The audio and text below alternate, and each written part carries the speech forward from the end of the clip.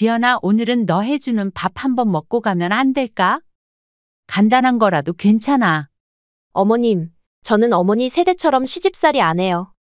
저 그런 거 못해요. 드시고 싶으시면 도윤 씨한테 말씀하세요. 시집살이? 누가 시집살이 하라고 했니? 내가 지금 시집살이 시키겠다고 한 게 아니라 하루 종일 주말 내내 아픈 손목으로 내 아이 봐주고 밥 한 끼 가족끼리 먹고 가겠다는 거야. 시댁에 애 낳아줬으니 손주 정도는 봐줄 수 있는 거 아니에요? 어머님 세대는 자식 위해 희생하는 게 당연하다고 생각하시잖아요. 요즘은 그런 거 없어요. 죄송해요, 어머니. 시댁에 애 낳아줬다고? 내가 아이 낳은 건 시댁이 아니라 너와 도윤이를 위한 거 아니니? 그걸 마치 나한테 베푼 은혜처럼 말하는 거야?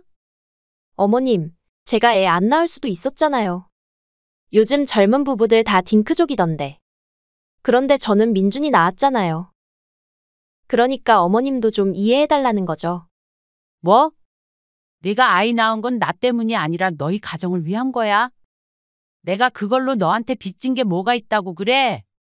어머님, 왜 그렇게 화내세요? 저는 그냥 손주 봐주는 건 당연한 거라고. 당연?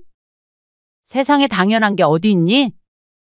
내가 밥 한 끼 얻어먹는 것도 당연하지 않은데 내가 손주 보는 건 왜 당연해? 이번 사연의 주인공은 경기도 하남시에서 30년 넘게 갈치조림 전문 식당을 운영한 강정심 씨입니다. 새벽 4시 정심 씨는 커다란 솥에서 갈치 내장을 긁어내고 있었습니다. 손가락 마디마다 굳은 살이 박혀 있었지만 그 손길만큼은 여전히 섬세했습니다. 갈치조림으로 유명한 하남댁의 비결은 바로 이 정성이었죠. 아주머니, 새벽같이 나오셨네요. 이제는 나이 생각하셔야죠. 야채를 납품하는 아저씨가 하품을 하며 들어왔습니다. 제가 조금이라도 허투루 하면 손님들이 모를 것 같죠? 귀신같이 알아요. 정심 씨의 목소리는 힘이 없었지만 손놀림은 여전히 빨랐습니다. 30년 전 남편이 세상을 떠났을 때 정심 씨는 이 식당만이 아들 도윤을 키울 수 있는 유일한 희망이었습니다. 새벽부터 밤늦게까지 일하며 아들 하나 대학까지 보냈죠. 엄마, 소개시켜줄 사람이 있어요? 3년 전 아들 도윤이 데리고 온 이 사람이 바로 지연이었습니다. 대기업 홍보팀에서 일한다는 며느리는 세련된 원피스에 정갈한 화장을 하고 있었습니다. 정심 씨는 갈치 비늘로 가득한 손톱을 살짝 감추며 며느리를 반겼습니다. 어머님이 하시는 갈치조림이 그렇게 유명하다던데 꼭 먹고 싶었어요. 아이고, 그래. 그럼 특별히 더 맛있게 해줘야겠네. 결혼 준비 과정은 순탄하지 않았습니다. 한 번은 아들이 울상을 지으며 찾아왔죠. 엄마, 장인어른이 집 하나 못 해주는 남자한테는 시집 못 보낸다고 하시네. 뭐? 그게 무슨 소리야? 지연이도 현실적으로 생각하라고 하고 시작부터 전셋집에서 살 수는 없다고. 정심 씨는 심호흡을 했습니다. 30년 동안 식당을 하면서 모은 돈은 노후 대비용이었습니다. 하지만 아들의 떨리는 목소리를 보니 마음이 약해졌습니다. 그래도 내 아들인데 내가 좀 도와줘야지. 결국 정심 씨는 식당을 정리하고 서울 강동구에 아파트를 사줬습니다. 30년 동안 모은 전 재산이 그렇게 날아갔습니다. 주변에서는 모두 말렸습니다. 정심아, 미쳤어? 노후 자금까지 다 털어서 사주면 어떻게 하려고? 그래도 내 아들인데 내가 이렇게 안 해주면 언제 내 집 가져보겠어? 결혼 후 며느리는 전업주부가 되었습니다. 아이와 집안일에 전념하고 싶어요. 라는 말에 정심 씨는 고개를 끄덕였습니다. 자신도 그렇게 살았다면 아들을 더 잘 돌볼 수 있었을까 생각하며 며느리를 응원해 주었죠. 축하해, 민준이라니 좋은 이름이다. 손자가 태어났을 때 정심 씨는 기뻤습니다. 아들이 아버지가 된다는 것이 신기했고 손자의 작은 손을 잡으며 새로운 희망을 느꼈습니다.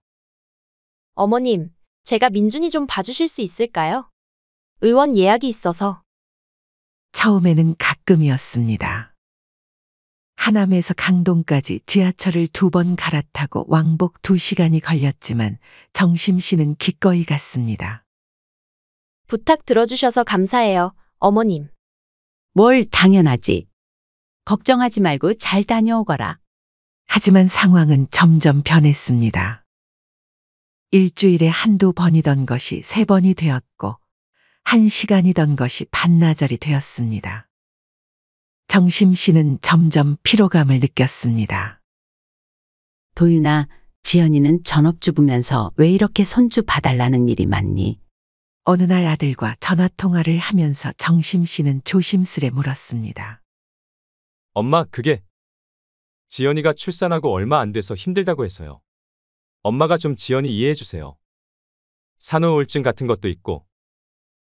정심 씨는 한숨을 내쉬었습니다. 며느리를 이해하려고 노력했지만 매주 2에서 3일씩 손주를 봐주는 일은 쉽지 않았습니다. 그래도 정심 씨는 불평 없이 다녔습니다. 이번 주에도 부탁드려도 될까요? 월, 수, 금요일에 좀. 며느리 지연의 전화는 정심 씨의 일상이 되었습니다.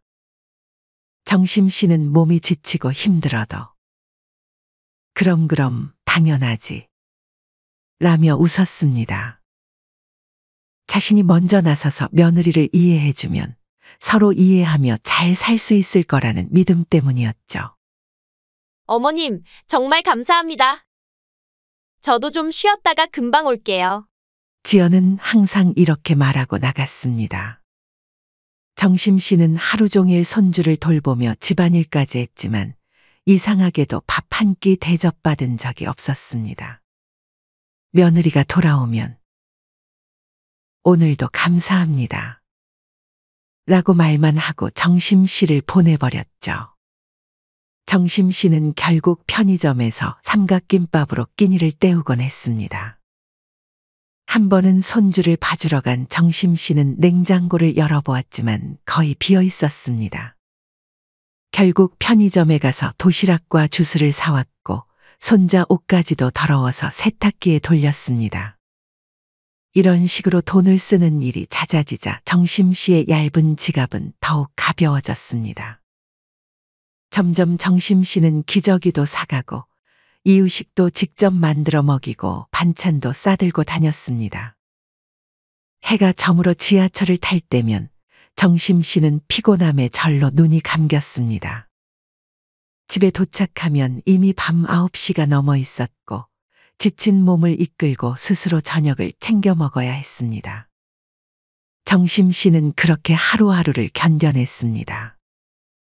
하지만 마음 한구석에서는 서운함이 자라나고 있다는 걸 그때는 몰랐죠. 민준이가 태어난 지 6개월이 지났습니다. 그 사이 정심 씨는 이제 할머니 루틴이라는 것이 생겼습니다. 월요일, 수요일, 금요일은 강동구 아들 집에서 손주를 돌보는 날이었죠. 아침 7시에 일어나 간단히 씻고 지하철을 2번 갈아타며 2시간을 들여 9시 30분쯤 아들 집에 도착했습니다. 어머님, 오셨어요? 전 좀 이따 나갈게요. 점심은 냉장고에 김치 있고 쌀 있으니까 알아서 해 드세요. 지연은 항상 정심 씨가 도착하자마자 파우치와 핸드백을 챙겨 나갔습니다. 손주를 봐주러 오는 시어머니에게 차 한 잔 권하는 일도 없었죠. 그래, 잘 다녀와. 정심 씨는 이미 익숙해진 일상에 담담히 대응했습니다. 처음에는 바쁜가 보다라고 생각했지만 이제는 그냥 그러려니 했습니다.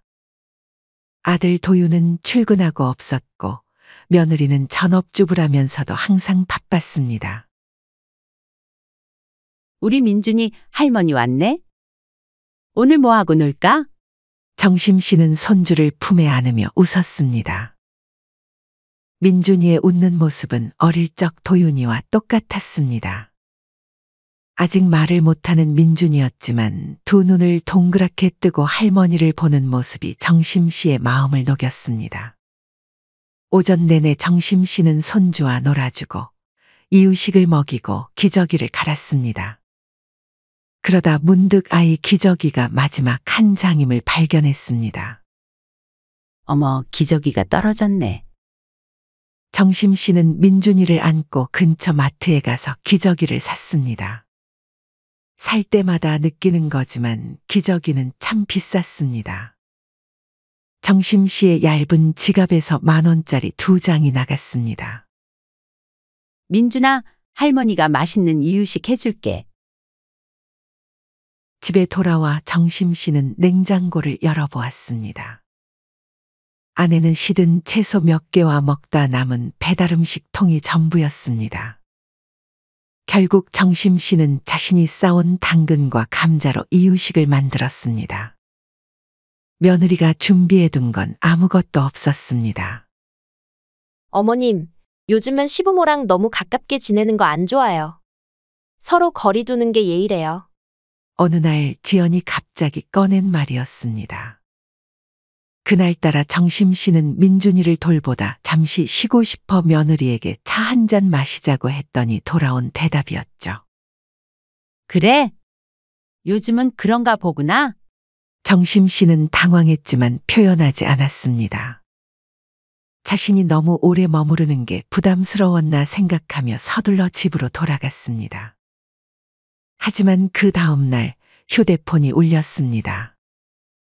어머님, 이번 주에도 민준이 좀 부탁드릴게요. 이번 주는 약속이 많아서요. 며느리의 말이었습니다. 정심 씨는 이해할 수 없었습니다. 어제는 거리를 두자더니 오늘은 또 손주를 봐달라고 하는 모순된 행동이었습니다. 도움이 필요할 때만 시댁이고 불편한 일이 생기면 남보다 더 먼 존재가 되었습니다. 정심 씨는 자신의 삶을 내려두고 또다시 며느리의 부탁을 들어주었습니다. 이제는 일주일에 3일이 넘게 손주를 봐주었습니다. 민준이가 태어난 지 10개월이 될 무렵 정심 씨의 피로감은 극에 달했습니다. 매주 지하철을 타고 왕복 4시간을 소비하는 일은 육체적으로도 힘들었지만 정신적으로 더 고통스러웠습니다. 어머님, 이번 주말에도 좀 봐주실 수 있어요? 친구들이랑 제주도 가기로 했거든요. 며느리의 전화에 정심 씨는 잠시 말을 잃었습니다. 평일도 모자라 주말까지 요구하는 상황이 되었습니다. 주말에도 봐달라고. 도윤이는 뭐 한다니? 도윤이 오빠는 워크숍 간다고 했어요. 제가 너무 지쳐서 잠깐 쉬어야 할 것 같아요. 정심 씨는 깊은 한숨을 내쉬었습니다. 전업주부인 며느리는 쉬어야 한다며 여행을 가고 자신은 70대의 나이에도 쉴 틈이 없었습니다. 나도 일정이 있어서 힘들구나. 요새 계속 봐주기도 했잖니? 아, 곤란한데요. 어머니만 믿고 있었는데. 그렇게 거절하기 무섭게 그날 저녁 아들에게 전화가 왔습니다. 엄마, 이번 주말에 손주 못 봐준다면서요? 응, 그래 이번 주말엔 나도 좀 쉬어야겠다. 너무 지쳐. 엄마 고생하시는 거 다 아는데. 이번에 안 오시면 저 워크숍 가는 거 취소해야 돼요. 일 때문에 가는 거라 저도 많이 곤란한 상황이에요. 너가 워크숍 취소할 게 아니고 며느리가 여행을 취소하는 게 맞지 않니? 아, 그게 지연이가 이미 예약금이고 뭐고 다 내서 무조건 가야 한다고 하더라고요. 그럼 진작에 말하지 그랬니? 앞으로는 그런 부탁 안 들어줄 거다. 알겠어요, 엄마. 앞으로는 미리미리 말해놓을게요. 애 조금만 더 크면 더 이상 부탁 안 할게요. 결국 정심 씨는 또 수락했습니다. 이번엔 주말 내내 아들 집에서 자면서 손주를 돌봐야 했습니다. 침구도 세면도구도 챙겨가야 했죠. 주말 동안 정심 씨는 내내 밥도 제대로 먹지 못했습니다. 냉장고는 텅 비어 있었고 정심 씨가 반찬을 싸오지 않으면 손자 민준이도 제대로 된 식사를 할 수 없는 상황이었습니다. 어머님, 집안 정리도 좀 해주시면 안 될까요? 월요일에 돌아온 며느리는 마치 당연하다는 듯이 말했습니다.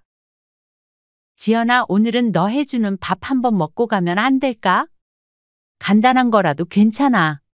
며느리의 표정이 단번에 굳었습니다. 마치 무례한 요구를 들은 것처럼 눈썹이 찌푸려졌습니다. 어머님, 저는 어머니 세대처럼 시집살이 안 해요. 요즘 여자한테 밥 차려달라는 거 너무 시대착오적인 거 아세요? 저 그런 거 못해요. 드시고 싶으시면 도윤 씨한테 말씀하세요. 정심 씨는 충격의 말을 잇지 못했습니다. 하지만 곧 오랜 세월 단련된 강인함이 되살아났습니다. 쌓인 감정이 목구멍까지 차올랐습니다. 시집살이? 누가 시집살이 하라고 했니? 정심 씨의 목소리는 떨렸지만 또렷했습니다. 내가 지금 시집살이 시키겠다고 한 게 아니라 하루 종일 주말 내내 아픈 손목으로 내 아이 봐주고 밥 한 끼 가족끼리 먹고 가겠다는 거야. 시댁에 애 낳아줬으니 손주 정도는 봐줄 수 있는 거 아니에요? 어머님 세대는 자식 위해 희생하는 게 당연하다고 생각하시잖아요. 요즘은 그런 거 없어요. 죄송해요, 어머니. 그 말이 정심 씨의 가슴을 칼로 찌르는 듯 했습니다. 하지만 이번에는 참지 않았습니다. 시댁에 애 낳아줬다고? 내가 아이 낳은 건 시댁이 아니라 너와 도윤이를 위한 거 아니니? 그걸 마치 나한테 베푼 은혜처럼 말하는 거야? 며느리 지연은 어깨를 으쓱하며 대꾸했습니다. 어머님, 제가 애 안 낳을 수도 있었잖아요. 요즘 젊은 부부들 다 딩크족이던데. 그런데 저는 민준이 낳았잖아요. 그러니까 어머님도 좀 이해해달라는 거죠. 뭐? 내가 아이 낳은 건 나 때문이 아니라 너희 가정을 위한 거야. 내가 그걸로 너한테 빚진 게 뭐가 있다고 그래? 며느리는 눈을 동그랗게 뜨며 놀란 척했습니다. 어머님, 왜 그렇게 화내세요? 저는 그냥 손주 봐주는 건 당연한 거라고. 당연? 세상에 당연한 게 어디 있니? 내가 밥 한 끼 얻어먹는 것도 당연하지 않은데 내가 손주 보는 건 왜 당연해? 며느리의 얼굴이 붉어졌습니다. 하지만 물러서지 않고 오히려 목소리를 높였습니다. 어머님, 저는 아침부터 저녁까지 집안일하고 민준이 보느라 정말 힘들어요. 어머님은 하루 몇 시간 봐주시는 것뿐인데 왜 그렇게 예민하게 구시는 거예요? 정심 씨는 어이가 없어 웃음이 나왔습니다. 몇 시간? 난 아침 7시에 일어나서 9시에 여기 도착해서 저녁 7시까지 꼬박 10시간을 내 아이 봐주고 있어. 넌 뭐 하느라 그렇게 힘들다는 거니? 오늘도 여행하고 쇼핑하고 돌아오지 않았니? 저도 제 시간이 필요하다고요. 어머님은 이해 못하시겠지만 요즘 엄마들은 자기 케어도 중요하게 생각해요. 그리고 저는 도윤 오빠랑 결혼할 때 어머님이 이런 식으로 간섭하실 줄 몰랐어요. 간섭? 내가 지금 뭘 간섭했니? 난 그저 밥 한 끼 먹고 가겠다고 했을 뿐인데. 그게 어떻게 시집살이고 어떻게 간섭이니? 어머님, 저는 어머님 같은 세대들이 이해 못하시는 거 알아요. 근데요, 요즘은 며느리가 시어머니 밥 차려주는 시대가 아니에요. 저는 밥하는 여자 아니고 어머님은 손님이에요. 그냥 민준이만 봐주시고 가시면 되죠. 뭘 그렇게 요구가 많으세요? 정심 씨는 그 말에 가슴이 철렁 내려앉는 느낌이었습니다. 손님? 내가 손님이라고? 그럼 손님한테 아이를 맡기니? 그리고 너희 집에 내가 얼마나 보탰는지 알기나 해? 지연은 조금 당황한 듯 했지만 곧 목소리를 다시 높였습니다. 그것도 나오시네. 어머님, 저희 집 사주신 건 감사하지만 그게 저한테 평생 빚진 것처럼 얘기하시면 너무 부담스러워요. 그건 어머님과 도윤 오빠 사이의 문제지. 저랑은 상관없어요. 뭐라고? 정심 씨는 자신의 귀를 의심했습니다. 어머님, 저는 도윤 오빠랑 결혼한 거지 어머님이랑 결혼한 게 아니에요. 저는 며느리로서 할 일을 다 하고 있어요. 민준이 보게 해드리잖아요. 보게 해준다고? 내가 나한테 부탁해서 내가 봐주는 거야. 그것도 아픈 몸을 이끌고? 며느리 지연은 눈을 굴리며 한숨을 내쉬었습니다. 어머님, 정말 피곤하게 구시네요. 저도 요즘 정말 지쳐 있어요. 다른 친구들은 시댁에서 육아도 도와주고 용돈도 주고 그러는데 저는 정말 불쌍해요. 정심 씨는 그 말에 완전히 폭발했습니다. 불쌍? 내가? 내가 30년 장사해서 모은 돈으로 너희 집 사주고 일주일에 3번씩 손주 봐주고 기저귀에 이유식에 옷까지 사가는데도 불쌍하다고? 그럼 나는 뭐야? 난 지금 노후 자금도 없이 월세방에 살고 있는데. 지연은 입술을 삐죽 내밀며 투정 부렸습니다. 어머님, 자꾸 그런 식으로 돈 얘기하시면 정말 서운해요. 그럼 저희가 어머님 용돈이라도 드릴까요? 그게 목적이셨어요? 정심 씨는 충격의 말을 잇지 못했습니다. 자신의 진심을 이렇게까지 모욕하다니. 그때 손목에 통증이 다시 찌릿하게 느껴졌습니다. 지연아, 난 단 한 번도 너희한테 돈을 바란 적 없어. 그저 오늘처럼 아픈 몸으로 와서 손주 봐주고 밥 한 끼 대접받는 것, 그게 그렇게 큰 무리였니? 며느리 지연은 눈을 동그랗게 뜨고 되물었습니다. 그게 뭐가 중요한데요? 어머님, 저도 요리 잘 못해요. 그냥 편의점 도시락이나 사드릴까요? 아니면 배달시켜드려요? 자랑이다. 됐어. 정심 씨는 단호하게 말을 끊었습니다. 그리고 가방을 들고 일어섰습니다. 이제 다 알겠다. 넌 내가 한 일을 전혀 고맙게 생각하지 않는구나. 밥 한 끼 차려주는 것조차 그렇게 큰 부담이라면 내가 너희 집에 올 이유도 없겠네. 어머님, 왜 자꾸 그렇게 극단적으로 말씀하세요? 저는 그냥 그만. 더 이상 듣고 싶지 않아. 내가 원하는 건 그냥 밥 한 끼였는데. 이제 다 알았으니까 앞으로 다시는 손주 봐달라고 전화하지 마. 정심 씨는 떨리는 걸음으로 현관문을 향해 걸어갔습니다. 어머님. 그럼 민준이는 어떡해요? 저 내일 모레도 약속이 있는데. 정심 씨는 문 앞에서 잠시 멈춰섰습니다. 그리고 빙그레 웃으며 돌아보았습니다. 그건 내 문제지. 내 문제는 아니야. 지연아, 넌 나한테 손님이라고 했잖아. 손님은 이제 돌아간다. 문이 닫히는 소리가 아파트에 울려 퍼졌습니다. 정심 씨는 복도에 서서 깊게 숨을 들이마셨습니다. 30년 동안 참아온 감정이 한꺼번에 터져나온 것 같았습니다. 하지만 이상하게도 마음이 가벼워졌습니다. 그래, 이제는 나도 남이다. 며칠 후 정심 씨는 가방에 중요한 서류들을 챙겨 넣었습니다. 오랜 망설임 끝에 내린 결정이었습니다. 서류 가방을 들고 부동산으로 향했습니다. 정심 씨, 정말 파시는 거예요? 아드님도 동의하셨습니까? 부동산 중개사의 물음에 정심 씨는 담담하게 고개를 끄덕였습니다. 내 소유 이름으로 된 집이에요. 내가 결정할 일이죠? 강동구 신축 아파트면 매물 나오자마자 팔릴 겁니다. 가격은 어떻게 생각하고 계세요? 정심 씨는 이미 시세를 알아본 상태였습니다. 아파트를 구입했을 때보다 가격이 많이 올랐더군요. 금액을 말하자 중개사는 만족스러운 표정을 지었습니다. 좋습니다. 오늘 매물 올리고 내일부터 보여드릴게요. 부동산에서 나온 정심 씨는 휴대폰을 꺼내 아들에게 전화를 걸었습니다. 통화음이 3번 울리고 나서야 도윤이 전화를 받았습니다. 엄마, 무슨 일이야? 나 지금 회사라. 그 집 정리할 거야. 민준이도 앞으로는 안 볼 거니 그리 알 거라. 말을 끝내고 전화를 끊었습니다. 몇 초 후 다시 휴대폰이 울렸지만 정심 씨는 받지 않았습니다. 평소 며느리 눈치를 보며 말 한마디 제대로 못하던 아들이었으니까요. 집으로 돌아가는 길, 정심 씨는 카페에 들어가 따뜻한 커피 한 잔을 주문했습니다.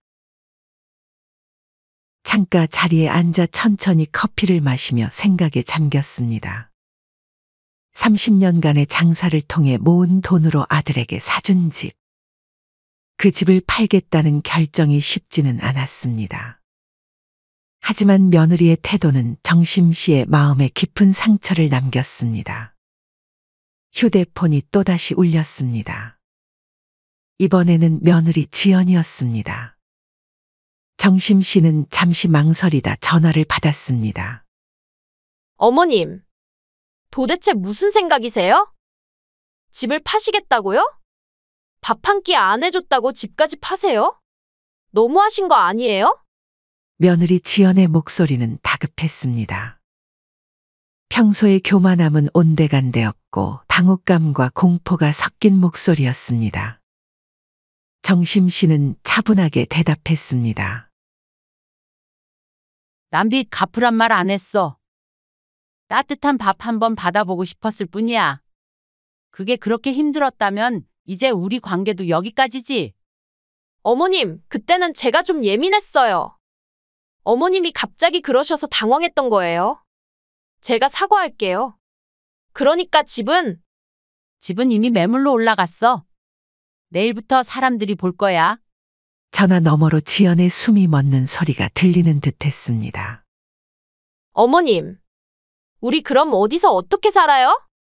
도윤 오빠 월급으로는 강동구에 집 구할 수 없잖아요. 제발 다시 생각해 보세요. 정심 씨는 씁쓸하게 웃었습니다. 그럼 너도 이제 일을 다시 해야겠구나. 아니면 작은 평수로 이사를 가든지. 그날 저녁 아들 도윤이 직접 찾아왔습니다. 얼굴이 상기되어 있었고 눈에는 당혹감이 역력했습니다. 엄마, 이게 무슨 짓이에요? 우리 집을 왜 파시려고 해요? 정심 씨는 차분하게 아들을 맞이했습니다. 내 집이야, 도윤아. 내가 팔고 싶으면 팔 수 있는 거지. 뭘 새삼스레 그러니? 누가 보면 너 집을 파는 것처럼 들리겠다. 하지만 엄마, 그건 우리 가족을 위해 사준 거잖아요. 지연이가 엄마한테 좀 실수했다고 해서 이렇게까지 하시는 거예요? 정심 씨는 아들의 말에 깊은 실망감을 느꼈습니다. 아들마저도 자신의 마음을 이해하지 못하고 있었습니다. 실수? 그게 단순한 실수였다고 생각하니? 내 아내는 내가 밥 한 끼 먹고 가겠다는 말에 시대착오적이라고 했어. 그리고 내가 손주 봐주는 건 시댁에 애 낳아줬으니 당연한 거라고 말했어. 그런데도 이게 단순한 실수야? 도윤은 머리를 극적이며 변명했습니다. 엄마, 지연이가 좀 예민한 성격이긴 해요. 하지만 그게 엄마가 집을 팔아야 할 이유가 되나요? 지연이도 반성하고 있어요.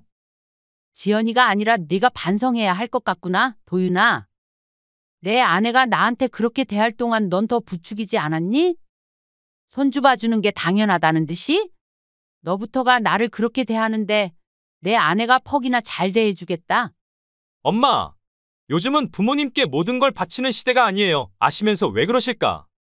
저희도 저희 삶이 있고, 지연이는 그냥 요즘 사람들의 가치관을 가진 거예요. 정심 씨는 쓴웃음을 지었습니다. 요즘 가치관? 그럼 내 가치관은 내 돈으로 산 집을 내 마음대로 처분하는 거야. 내 삶도 있으니까. 도윤은 갑자기 목소리를 높였습니다. 엄마, 이건 너무 이기적인 거예요. 민준이는 어떡해요? 걔는 아무 잘못 없잖아요. 내 아이는 네가 책임져야지. 왜 나한테 물어보니? 너희 둘이 책임지면 되잖아. 도윤은 속이 상한 듯 고개를 저었습니다. 엄마, 전 항상 엄마가 현명하고 따뜻한 분이라고 생각했어요. 근데 이건 정말 실망이에요. 정심 씨는 그 말에 가슴이 아팠지만 더 이상 물러설 수 없었습니다. 나도 너한테 실망했다, 아들아. 내가 내 마음을 이해해 주길 바랐는데. 하지만 이제 알겠구나. 너희에게 난 그저 손주 봐주고 돈 주는 사람일 뿐이었던 거지. 도윤은 문 앞에서 마지막으로 한마디를 던졌습니다. 지연이 말이 맞았나 봐요. 엄마 세대는 정말 이해하기 힘들어요. 다른 친구 부모님들은 다 도와주고 그러는데. 정심 씨는 더 이상 듣지 않았습니다. 문을 닫고 혼자 남은 집에서 정심 씨는 깊은 숨을 내쉬었습니다. 아픔이 있었지만 동시에 해방감도 느꼈습니다. 30년 동안 모든 것을 희생하며 참아왔던 시간이 이제 끝났습니다. 사흘 후 아파트의 적정 가격을 제시한 매수자가 나타났습니다. 계약을 마치고 나오면서 정심 씨는 하남 시내에 있는 작은 전셋집을 계약했습니다. 30년 넘게 살았던 하남이었기에 정이 들었고 아직 가끔 들르는 옛 식당 단골들도 있었습니다. 이사하는 날 지연에게서 문자가 왔습니다. 어머님, 정말 이러실 거예요? 저희는 이제 어떻게 살아요? 민준이는 어쩌라고요? 정심 씨는 답장을 보내지 않았습니다. 대신 오래된 앨범을 꺼내 젊었을 때 사진들을 보았습니다. 갈치조림 식당을 처음 열었을 때의 사진, 도윤이 어렸을 때 사진. 많은 기억들이 담긴 사진들이었습니다. 이제는 내 인생을 살 차례야. 정심 씨는 하남의 작은 전셋집에서 새로운 생활을 시작했습니다. 아들 부부와의 연락은 끊겼고 정심 씨는 그동안 하지 못했던 일들을 하나씩 해나갔습니다. 동네 복지관에서 요리 봉사도 하고 오랫동안 가보고 싶었던 곳들도 여행했습니다. 30년 묶여있던 삶에서 벗어나 진정한 자유를 느꼈습니다. 이 세상에는 정심 씨처럼 자식을 위해 모든 것을 희생하는 부모들이 많습니다. 때로는 그 희생이 당연하게 여겨지고 때로는 더 많은 것을 요구받기도 합니다. 하지만 부모도 한 사람의 인간이며 그들에게도 존중받을 권리가 있습니다. 가족 간의 관계는 일방적인 희생이 아닌 서로에 대한 배려와 감사함으로 이어져야 합니다. 진정한 가족은 힘들 때 서로 돕고 기쁠 때 함께 기뻐하는 것이니까요. 밥 한 끼의 의미는 단순한 음식이 아니라 그 안에 담긴 마음입니다. 정심 씨가 원했던 것은 화려한 음식이 아니라 따뜻한 마음이었습니다. 때로는 작은 배려가 큰 선물보다 더 값질 수 있습니다.